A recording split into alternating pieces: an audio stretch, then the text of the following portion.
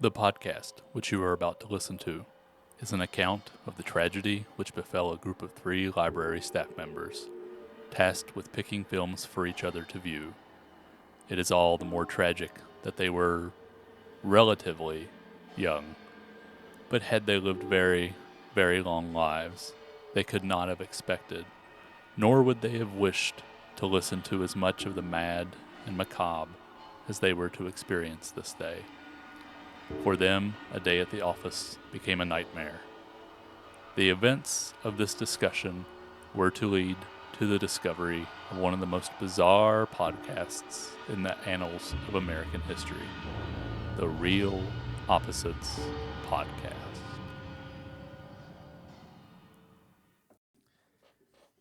Hey everyone, and welcome back to The Real Opposites. I'm Aaron, I'm Josh. I'm Tobey. and we are back with our double feature episode. We did Perfect Blue. Well, this was a Tobey double feature. Yeah. Mm-hmm. Then it was Perfect Blue, and then Requiem for a Dream. That's correct. That's Yes. right. That's what we did. I was worried about butchering the Requiem. Requiem. Requiem. We'll talk. I mean, I'm excited to talk about both. We'll talk a little bit about what is a requiem, I suppose, because I feel like we need to define some terms there when we get to that. But I don't know. We know Aaron hates anime. Yes. We'll start there. We know that Aaron hates anime, and therefore, Well, I think we'll begin there. I think we could also start with why you picked that movie and why we did a double feature. Okay, so Perfect Blue is Satoshi Kon. He is a anime director that makes most anime that I feel like we get in America translated is for children. Satoshi Kon famously makes anime for adults. Perfect Blue is not a kids movie. It is a very grown movie. For sure. Same goes for Paprika and Paranoia Agent. But Perfect Blue has some really beautiful imagery. It has a lot about the a woman's descent into madness. And also, as we will talk about when we get to Requiem of the Dream, it has to do with the death of a dream, so to speak, for several people across across Perfect Blue itself. And so the reason, though, that we paired Perfect Blue with Aronofsky's Requiem for a Dream is that Aronofsky watched Perfect Blue and was so enamored by the scenes that he bought the rights to Perfect Blue. So he does not own the rights. He did not own the rights? He does not own the rights. That is a rumor. Oh, it's a rumor. I didn't know that. So That's what I heard. there was, at one point, I think he tried to purchase the rights to do a live action version, but that never actually happened. But he did have like a sit down with Cohen. It's Satoshi Kon. Satoshi Cohen. Cohen. And you can find like an article with that. From what I understand, Satoshi Kon is actually It's- not a fan. Well, he seems like a difficult individual. Yeah. Gosh, He's and- not a fan. And had a lot of. Well, he's not. I think he, from what I understand, he had a bit of a chip on his shoulder because he was not terribly successful when he was alive. Perfect Blue was not like a big hit or anything. Garnered a following later on, whereas Aronofsky with Pi and then Requiem for a Dream, like it was very, very popular. He was kind of the it director there for a minute. But it seems like even with just the people he worked with, like he could be very combative and had a temper. I think I can see some professional some not I don't think professional like some jealousy there of like, hey, you took my image. Oh, I was always under the impression that he acquired them in some way, that Satoshi Kon got some sort of recompense for it. So I can more so see being upset in terms of hey, you took some of my scenes shot for shot and used them. From what I can understand, there's like a few shots with mostly the bathtub. But if all artists steal, like good artists steal. They do. And that was something he liked, and there's a couple shots ultimately, like I don't see where, if that's the case, then like pretty much every director who's ever directed a movie are either subconsciously or consciously influenced by Other people. you know novels or art or so I I guess I don't really get the controversy over it Mhm. if there is one. I don't think that there much. is. As far as I know, there is not one beyond that. At that one interview that Yeah. Satoshi Cohen gave. Yeah. And as far as I understand, later on, it's become more of a like. As far as I understand from what I've read up on the two of them, is that later in his toward even closer to the end of his life, Yeah. Satoshi Kon was less upset Yeah. by it. Yeah. So I think that like I mean, like I said, I get it from like a professional standpoint that like, hey, oh man, like this didn't really get the press that I wanted it to. Yeah. But And somebody then was someone else influenced and they did better. and someone was influenced Yeah. into better. Especially I I think could- when well, Aronofsky went on to for make sure. Black Swan, which is I feel like also very Perfect Blue. I mean, as inspired. far, but I mean, Um, neither one was like the first movie to like chronicle a descent into madness, and I feel like Satoshi Kon was also equally probably as influenced by A Woman Under Influence or Eraserhead or Yeah. things that were influenced on The scene on of him, Yeah. but I didn't see any like John Cassavetes being like, "Hey, you ripped off my shot," Yeah. or so To me, Perfect Blue was a foundational film and the things that I love about anime and it was one of the first animes I'd ever seen. I think I saw Akira before I saw this. yeah, That was made for an adult audience. Mhm. This is a seinen anime, which is basically your psychological thriller kind of vibe. And like Paprika, which is Satoshi Kon's other film, you cannot really ever parse out what is real and what is fact and what is fiction Yeah. in this. And you're not supposed to, I don't think, because I think ultimately what the film is about is a woman's descent into psychosis, but also it is about a on another level, it's about like the concept of a woman maturing in society. It's Mhm. not Yeah. really about this character, it's about the way society sees her. Mhm. So we've got the teen idol. So in a lot of Asian countries, but specifically in Japan, the teen idol is virginal. The teen idol is perfect. She is untouched. She is, forever a child, even though she's a grown adult woman. Yeah. And then the actress is expected. So you have like that version of like womanhood, femininity, and then you have the actress, which is, especially in this film, seen as willing to do things that degrade herself in order Yeah. to be famous. And so basically, this film kind of takes the male gaze and as far like some of the kind of punishes the watcher for being in that in like a really interesting way. Like I feel like you get this woman is going through these things this is a classic kind of coming of age story in a Hollywood sense. Yeah. But they're just kind of left and you're kind of like Requiem for a Dream. I feel like you leave this movie feeling a little bit dirty and a little bit like kind of unsettled by like what you've experienced. Yeah, I mean, it's like I think knowing what we know now about like how, like Weinstein, for Yeah. example, like how that works and Right. how they objectify and use youth and beauty is very disgusting. And- I'm Oh, sorry. go ahead. No, Yeah. It does touch on that, yeah. And I was gonna say, like, so watching it, like what my in was, because generally, like, similar to Aaron, I don't really like anime that much. Like, I love Ghost in the Shell and Akira and a few things.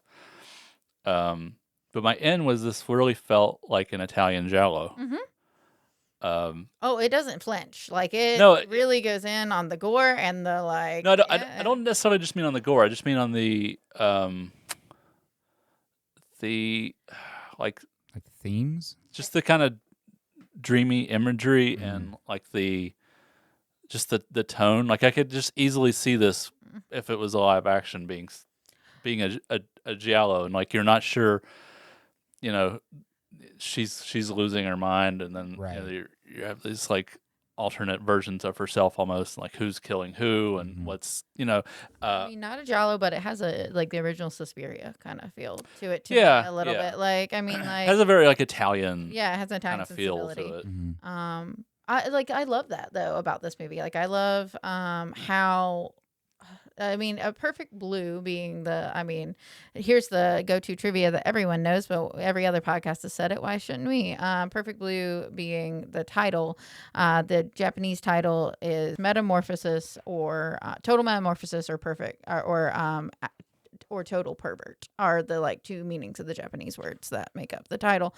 And, but kind of what you were saying about like it having this beautiful like Jalo, like there is something that is beautiful about the way this film is made. Yeah. The animation's fluid. The scenes are dreamlike, ethereal, and then also sometimes shocking. Like you don't see a lot of realistic gore in anime, and I feel like the murder scenes, that kind of stuff feel more grounded. Yeah, they go like a giallo, like they hold on it for a few go a seconds little longer, fast. or they go a little bit. People get stabbed in places you don't expect them to get stabbed, especially the eye. And she's got was it an ice pick or a knife through the eye? I was like, oh yeah, I didn't because you don't expect people to get stabbed in the eye, Right. too much anyway, and that's a big. I feel like Italian horror movies they want to go for the eyes. For sure.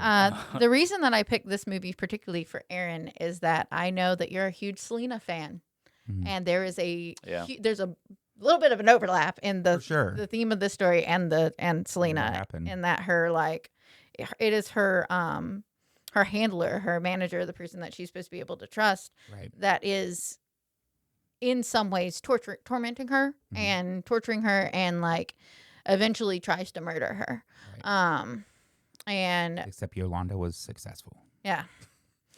Well, Unfortunately. I mean, is Ren not? She's successful in killing, like, her In a way. her spirit, Her in a right. way. dream. Yeah, for her sure. dream. Yeah. She's And like, So, yeah. So, I mean, it's obvious I don't enjoy anime. I think you did text me and say that this one was at least interesting. So.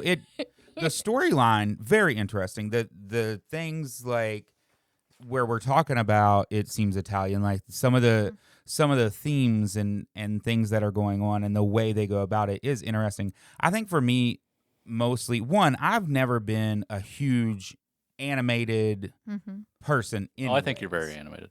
Well, I am, but watching animation. I mean, even growing up, like there were some shows that I watched that were animated and stuff. But as I got older, I like just animation in general isn't usually my go-to. But you got to take into factor that I also don't watch movies tons. So when I watch something, I hone on like specific things usually. But I think the other thing with anime for me is where it is like these stills. I think my ADHD doesn't really let me pay attention to it. Doesn't grab my attention enough. It's not enough like movement. There's not enough going on screen for me to pay attention. That's fair. So I think that's a lot of it. Because it's not that I think anime isn't like a beautiful art, right? Or like the style. There's nothing wrong with the style of it. And like I said, I mean, this one, I love the storyline. I'd love to see that as a movie. They made a live action. It is. Oh, okay. Oh, they made a live action bad. movie? It's Oh. bad. It's bad. Okay, so that's I would like to see a good one. I think that's unlike a lot of anime. I feel like the kind of Italian influence, and then because it is it's very grounded, even though it's very dreamlike and surreal. So it was able. This is how like I do the anime thing. It's like I try to imagine while I'm watching it if this was a live action movie, right? Like what would this look like while it's going on, and that helped a lot with this one, and because it's not I feel fantastical like it's such or a challenge to do honestly live action because like yes, while it's not fantastical overall, there is so much that relies on the point of view you're being given that I feel like it would be hard to do. Like, you know what I mean? Like, I don't know. But I will say I think that did help me. I think the story pulled me in, of course. But I do think there were parts of it that I think I also saw as like in my head it was an action shot movie or whatever. Yeah. Real Live action. live action. That's what I'm trying to say. Because like I can remember when she's doing the movie and it's like the club scene and this Like rape scene? The rape the- sex scene. What? Yeah, Yeah. rape. I guess. It's a rape scene. It is definitely a rape scene. oh, okay. It is not. Never mind. Yeah, they actually call it that. Yeah. Okay, so that scene, I like in my head just now when I was thinking through scenes, when that one came up, I was like, wait, was that Perfect Blue? Mm-hmm. So in my head, it registered as live action because I know I didn't watch another anime. Well, it's like, and the shot compositions are They Are- feel live action. they feel like I feel like that's somewhere where a camera could be right. to get that shot. Well, it's and not. I just remember like the story when he was just like, wouldn't unbutton his pants fast enough or something Yeah. like that, and it was just like, I don't know, it just seemed like a live action scene to me. It did, the way it's cut and the way it's shot. 100%. I think that's his the genius of his directing. When you are in those scenes that are the movie and it's not clear if it's really happening or it's the movie or not, the camera always feels like a film camera Yeah. in those moments. It doesn't So I think it did that well, and that did for their shots that were like that. It really pulled me in. I do remember that scene specifically because one, it just pulled me in, and because it was shocking. Mainly because like my intro into anime had I didn't expect it. In Yeah. other words, like it was a shocking scene to me. Yeah. I think even in the storyline when she went from this perfect pop star, which like you said in society in that situation, they're not allowed to have like, I mean, they can't can have have a boyfriends? boyfriend, but like don't let anybody know. It better be very secretive and all that kind of stuff. So when she did that transition, I just also didn't expect that character to go that route. but like the pressure that is put on her, Right, Like her, yeah. her manager, it was like, I fought for you to get more lines, and then the guy who's writing the lines, like she was supposed to have a single line in that movie, Yeah. and Right. then it was written in that she would eventually end up in this spot here, like in Right. this scene, and it's like, oh, so like how creepy is that? Like, I've made a totally new ending to my movie because I want to put this young girl who is impressionable and is going to do what I want because she wants to be an actress so bad Yeah. in this position. Right. Same issue with the photographer. The idea like, hey, this is going to make you more famous. Just show them more, like, Yeah. and this kind of pushing her out of her comfort zone. Ultimately, I mean, she does make that choice, but like, it's not, It's a very like casting couch. Kind yeah, Oh, it's a 100%. very, Yeah. yeah. It had some gross vibes, man. Mhm. And I think, like I said, the storyline is what was interesting. I think it made for a good movie. I just personally cannot pay attention to anime. Anime. I think that's what I realized with this one, because, like I said, the storyline captivates me Yeah. 100%. And there's things that this one did that would really pull me in, but it was just in between the ones that really pulled me in.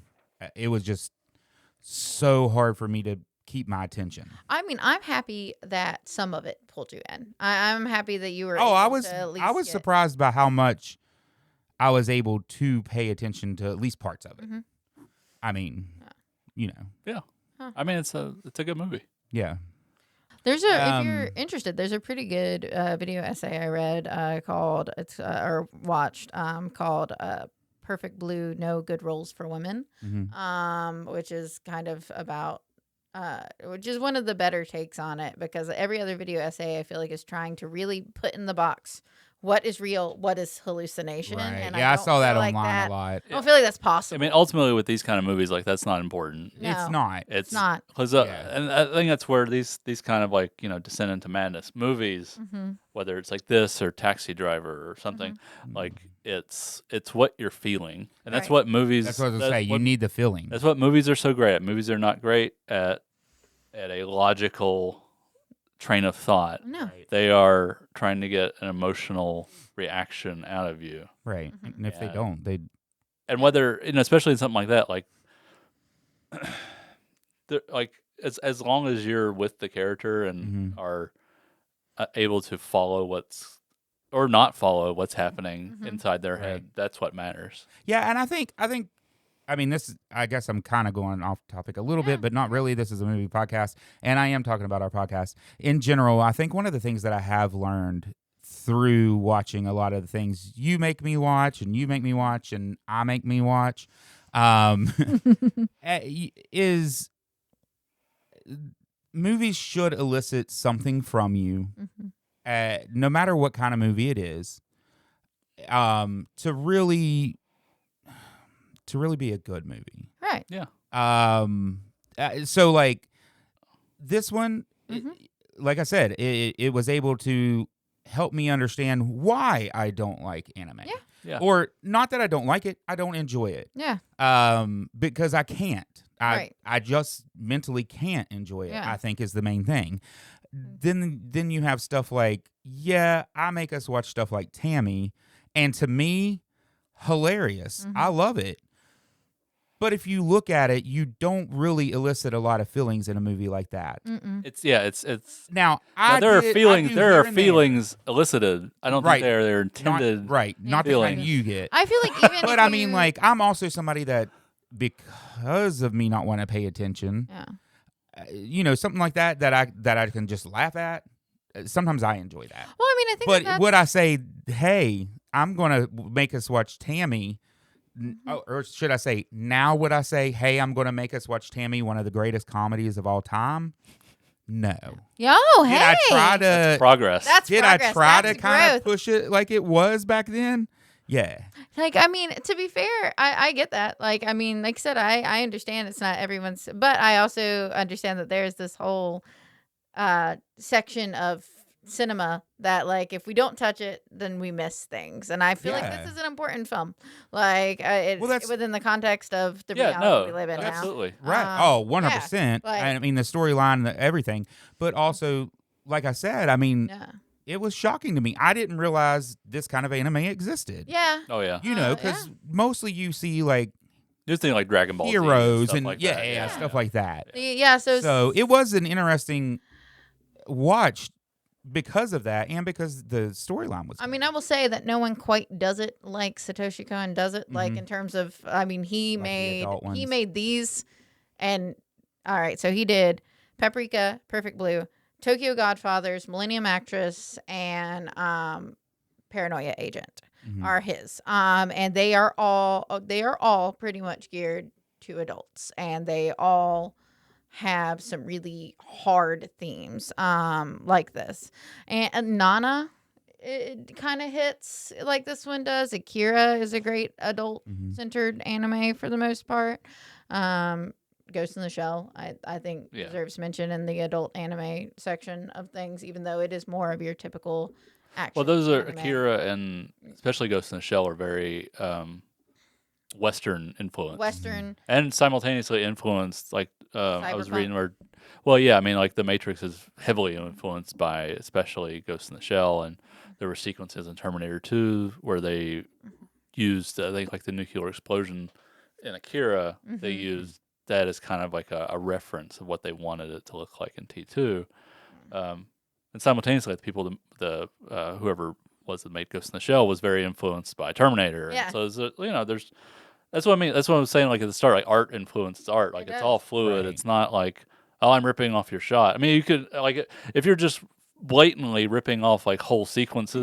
Yeah. That's different than just like, Sure. hey, I really like the composition of that shot. the I'm going to use scene. it for my sequence Yeah. in this movie, or otherwise, like Tarantino wouldn't have a job. Like he'd be just in court the whole Yeah. time. 'Cause Well, I he's- mean, and if you made this but he recontextualizes it for his story and for Right. his style. how do you use this differently, right? And Yeah. so I think that's what matters. I mean, and that is like what I was gonna say. I feel like in order to have a movie podcast, we do have to hit like where our influences come from Yeah, time to time. absolutely. And this is one for me. Like and talking about it with the Requiem for a Dream, which I imagine we will transition to shortly, is.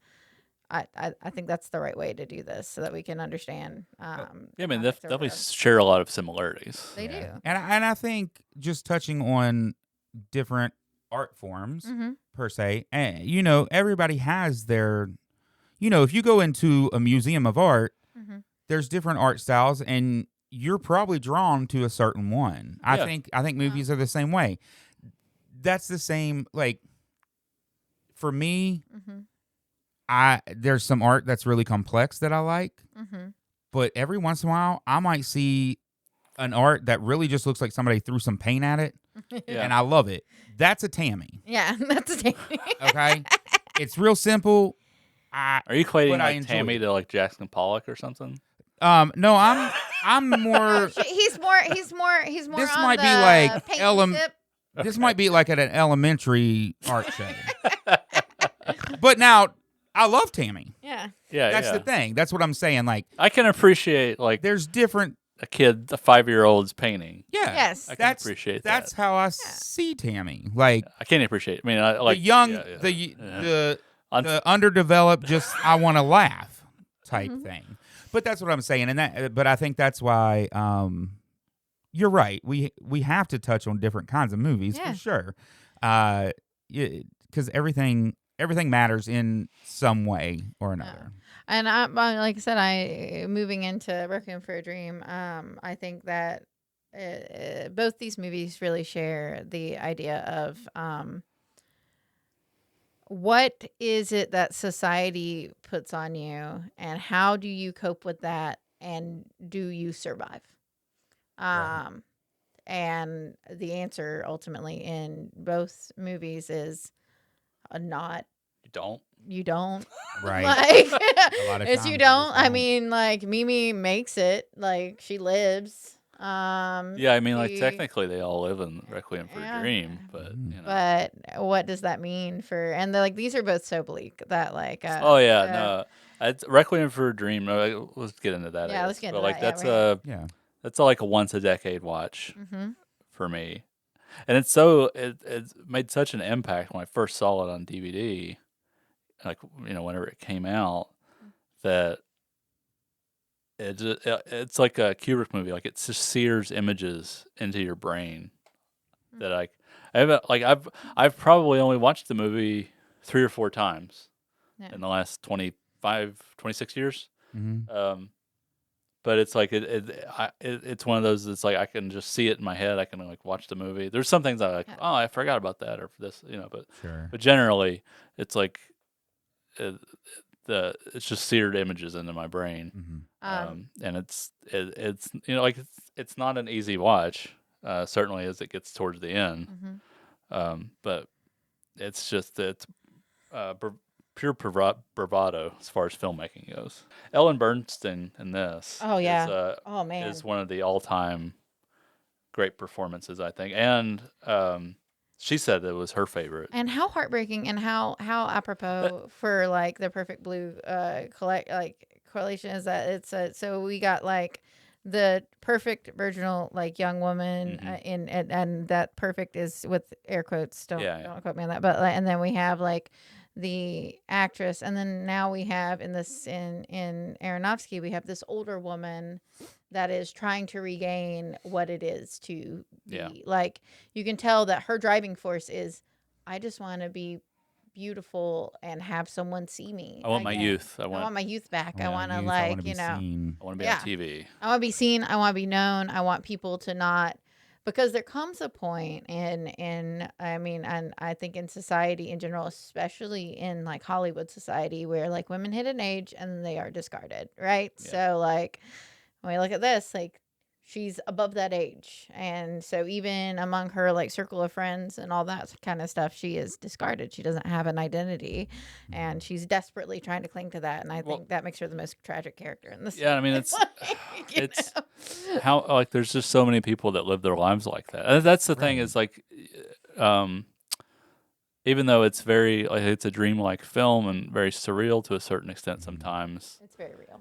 the character portraits of human frailty and desperation and desire are like you just the thing that hits me when I watch it is like the thousands or millions of people out there that are feeling this Right. now.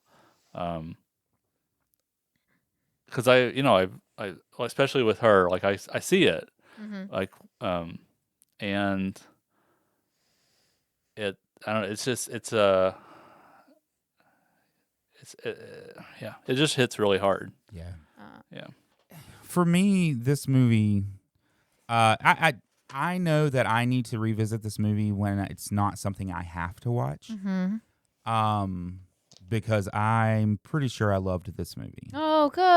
I like this one too. But it's because it does a really good job of showing addiction of all kinds Mm-hmm.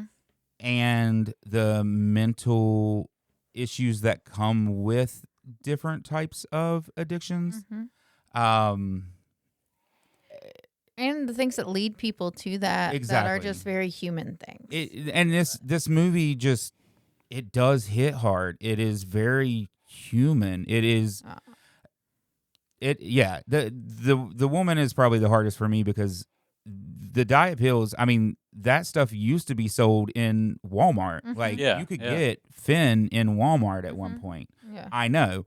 I used to use a lot of diet pills as a teenager.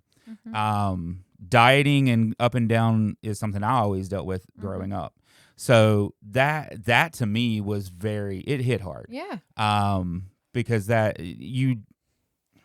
addiction, when a lot of people think about addiction, you automatically just go to the worst of the worst, Or they were just- what you see of people, people in the streets, the worst of the worst. But addiction hits everybody, and it hits them differently, and you can be addicted to a whole lot of things. Well, Yeah, and the and idea that And I like that this touched on that. Yeah, and no one's immune to it. no one's Right. immune. 100%. And no one, I mean, I don't think, like, and that's the whole thing is I think when people see someone and they're like, recognize they're an addict, their assumption is that they went out and tried to become an addict. Right. Like, Yeah. the assumption is, oh, they just went out one day and decided to try this thing. And no, that's not how it works most of the time. And- Like,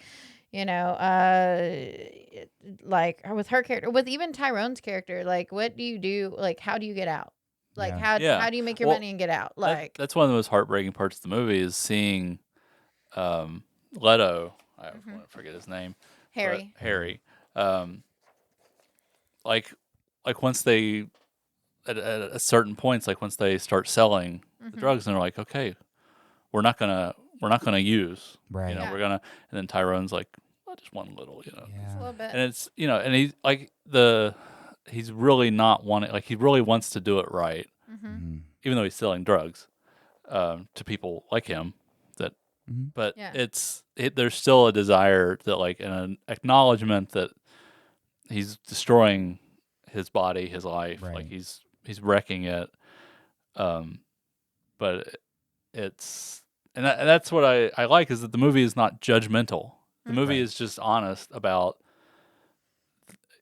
human frailty, about us, just how susceptible we are to influence, to addiction of any kind.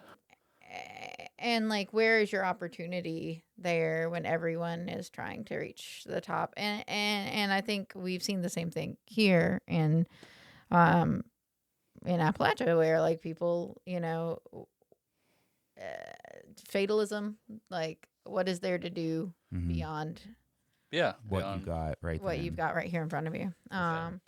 And Marlon Wayans is very surprising how good he is. It 'Cause is. That's what nobody I was going to really- say. I did not expect that. I feel like Yeah. he's usually like a pretty comedic actor. He Yeah, doesn't well, I get mean, like that. yeah. Yeah. Like, Well, so- when I went to bring up the movie, I didn't know he was in it, Mhm. and it just said Marlon Wayans, and I was like, oh, Ugh. that's not what I expect from this movie. There are parts like And then I was like, oh, wow, okay. the part that got me, and it just made me be like, oh man, because like you can tell that they've the boys, Harry and Tyrone. It's very clear that they've been struggling with this since they were older teenagers, maybe Yeah. even younger Since than high that, school, like probably. since high school Yeah. probably.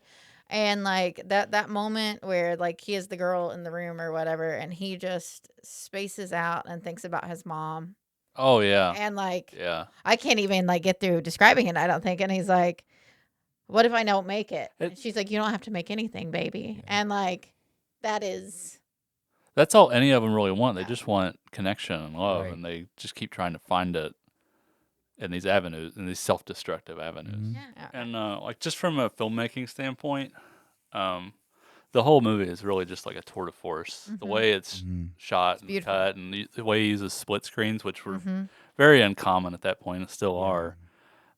Like we know when the way he will snap cut, like when she's eating her breakfast, he'll go up, and then Yeah. the grapefruit's gone, and then the eggs snap Mhm. cut to the eggs gone, and which I feel was like a lot of films did that. After that, they would like Mhm. do these like little snap cuts to like But this one does it Get- so well. yeah. And then like just images of like Harry buys her the giant TV and the sound system, and then Mhm. it starts like moving and walking towards her, and like Right. it's and then and we have to talk about the Clint Mansell score, Mhm. Mhm. which they've used a lot like in trailers.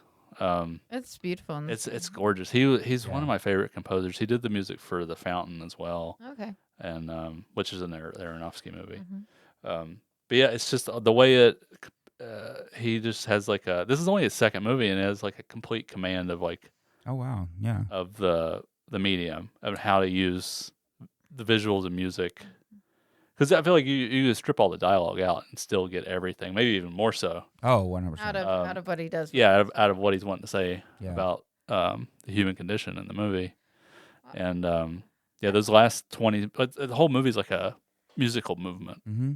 and you get to like the last act, like the last 15, 20 minutes, and it's just the orchestra is fully engaged. Right. Like you're getting it all. And it just goes with everything so well. And once we got to I knew we'd talk about like how it's shot and things. Mhm. Yeah.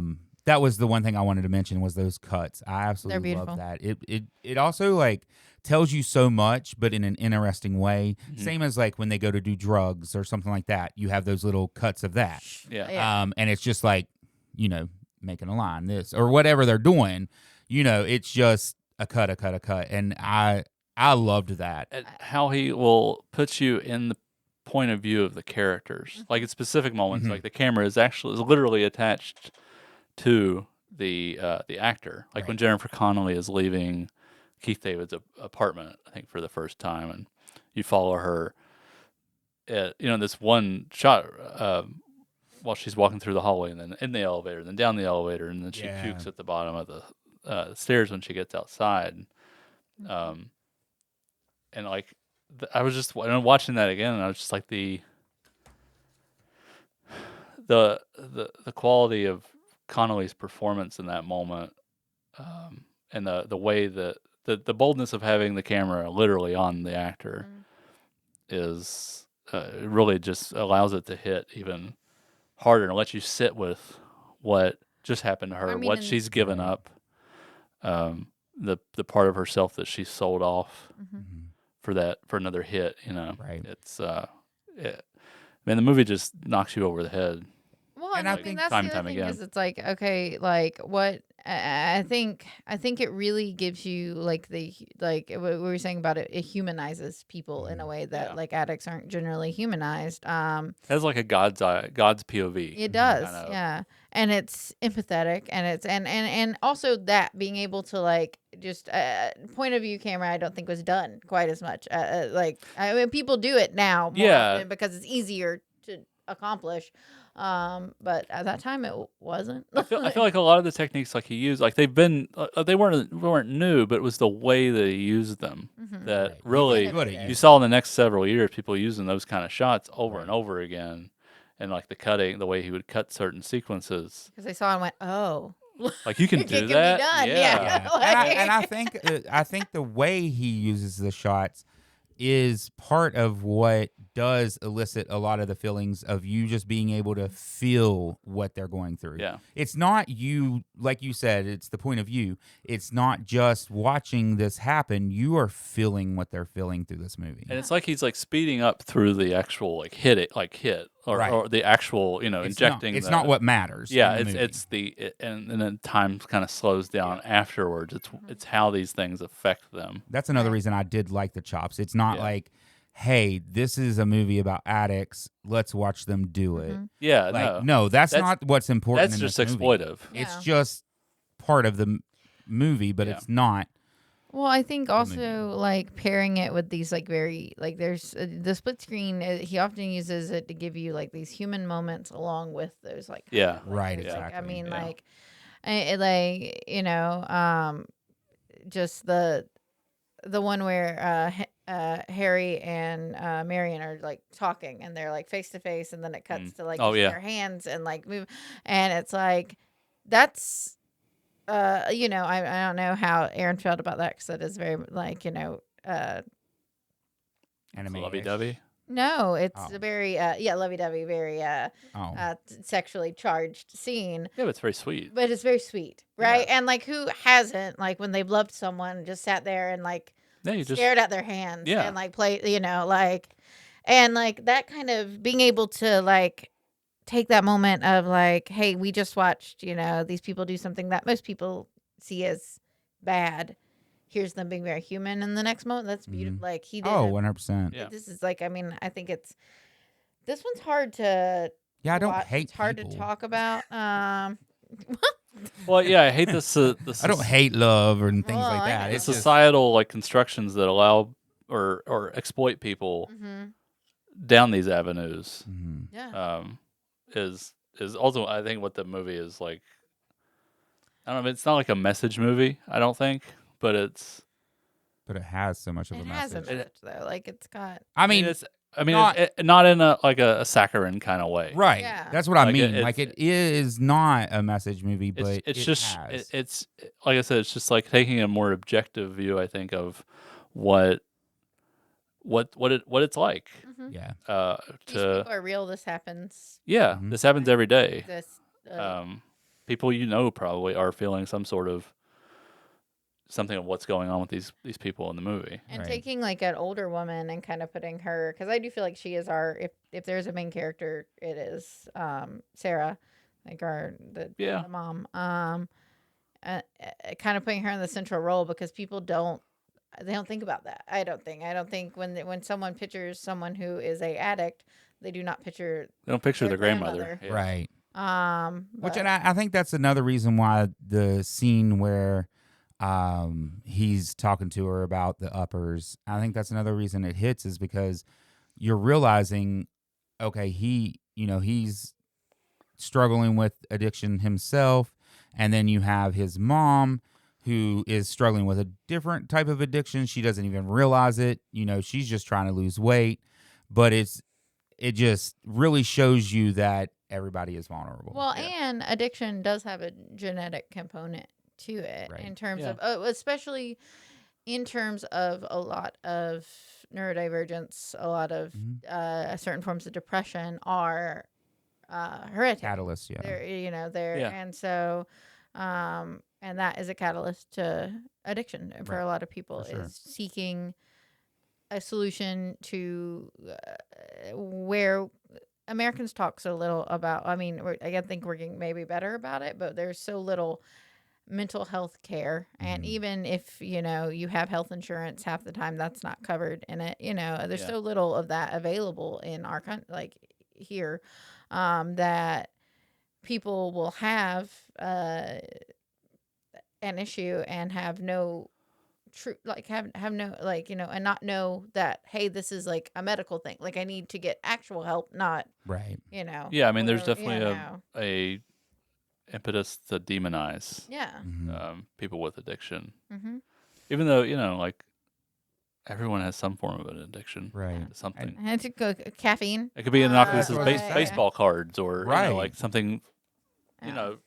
not that's not like harmful necessarily. Right. The same way that like Or crack. normalized. Right. Yeah, But Like, that's what I say. Like addiction is addiction. yeah, Whatever you're addicted to. I mean, whether we're addicted to food or diets or mm-hmm. drugs or whatever, caffeine. Yeah. I mean, there's caffeine addiction. Like that's a thing. Well, I mean, I think Yeah, most, I mean- most people that are regular caffeine drinkers Are are addicted. addicted to it. For Like, I sure. mean, Yeah, wean off Well- of like soda if you're a heavy caffeine soda drinker. I mean, your body Like, wants to do the least amount of work to get the most amount of reward. right. Mm-hmm. So if your body could literally just sit there Mm-hmm. and do nothing and still survive, that's what it wants to do. That's what your brain wants to do. Right. It doesn't want to like go out and go for a run or go for a walk or Mm-hmm. lift weights or eat good. True. It wants salt, it wants sugar, it wants fat, Yep. and it wants to do the least amount of work possible to survive. To survive and feel good about survival. Like, I mean, Yeah. and So it's like idiocracy. Like you just keep feeding people mhm. these sugary, fatty, salty things, give them nonsense to keep their eyes busy, Right. and I mean that's what that's the ideal state that your body wants to be in. Oh, Is 100%. an idiocracy Wall-E kind of state. Yeah. Well, I mean, like, and rightfully so for the concept of like survival. Like, I mean, we're animals. We are wired Yeah. the way animals are wired. Yeah. If we can have a comfortable, safe life over like fighting in the woods for our food, then Right. that's what we want. That's For why sure. we invented air conditioner. Like, we don't, like, and yes, everyone has a kind of addiction. I mean, like I think for myself, like I can't, if I don't drink caffeine, I get a horrible headache and I feel terrible. Like, and Yeah, that 'cause is a your physical your addiction. your body, to, yeah, your like, body is physically. and most it's people no are. long. And they don't think that they are, but like Right. But stop. But don't drink your daily coffee But it's for like 3 days. Well, it's because your body's become dependent Yeah. on that stimulus Which to is function. addiction. Mhm, And it takes if you just go off of it cold turkey, Mhm. it's going to be rough for a few days, but you're going to be better on the other side because your body's going to remember how to like. Yeah, we need to create our own energy and Right. to function. But yeah, anyway. And if you don't, I mean, if you don't make your own, like, I know, like, for some people, like, obviously certain things that are addictive are medications. Like, if you have ADHD, you probably have to be on some kind of stimulant. At least in my case, I can't. But it doesn't affect you quite the same way it does other people. But again, people are out there in the world and they don't know what's wrong with them, and they go seeking things that are and end up with an unsafe, more addictive, more like dangerous version of those things. And this movie is kind of about that. Yeah, like- and that's what I liked, is it just showed it, and it really had you feeling what these people feel, and it did it in such a beautiful way. Yeah. And his ending where everyone just curls up in the fetal position. Oh, and yeah. It's like, it's that moment of everyone is returned to childhood, and this like reminder that everyone is at their core just a kid that grew up and like is lost somewhere in the world. And Everyone wants their mom. Everyone Yeah. wants just to be cradled and feel love. Connection. yeah, Yeah. And none of them are at the end of the movie. yeah, They're just alone. cradled in a fetal position, striving for that. Yep. Oh, Yeah. heavy. Well, this was a heavy episode. is. It was, but I think that's Oh yeah, this is we have good. to have. But also good movies. I mean, it is what it is. Well, thankfully they didn't make a Tammy 2, so you can't pick that. The yeah. next one. So what are we Yeah, I guess watching? that's true. So- So I guess that does bring us to the end of this heavier conversation, which I thought was great. But we did roll the dice ahead of time. We've moved on to this new. I don't know that we mentioned it last time, but instead of our little generator that we had. It broke. We had to send yeah. it in for repairs. They So- said it was non-repairable. Yeah, so now it's just a dice, and it's a roll of a dice as to who's going to pick your movie next time. So it's my turn to pick, and next time around, join us to listen to us talk about Office Space Woo! from 1999, one of the best Yeah. years ever. Absolutely. Cool. Yeah. So just if you want to, watch that ahead of time, and then come back and join us, and we'll have a discussion on that. But until then, I'm Aaron, I'm Josh. I'm Toby. and this has been The Real Opposites.